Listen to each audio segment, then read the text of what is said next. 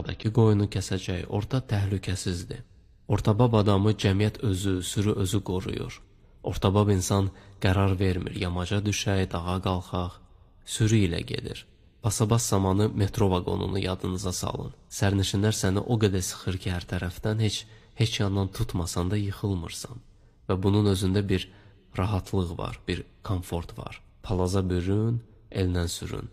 Cığır nə deməkdir? Yəni bir yerdən insanlar o qədər keçib ki, ayaqları ilə o qədər əzib ki, artıq həmən yerdə təbii yol əmələ gəlib. Yaxşı, bəs bu yol bütövlükdə özü səhv bir tərəfə gedirsə necə? Cəmiyyət azğınlaşırsa, heyvanlaşırsa, əgər getdiyimiz bu yol bizi uçuruma aparırsa necə? Qoyun sürüsü uçuruma gedirsə, o sürünün ortasında olmaq hələ də təhlükəsizdir?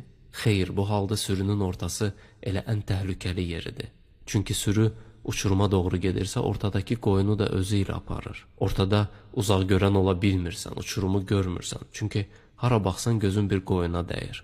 Amma uçurumu görsən belə, xəbər tutsan belə, yenə kənara çıxa bilmirsən. Çünki hər tərəfdən sürü səni ortaya sıxır.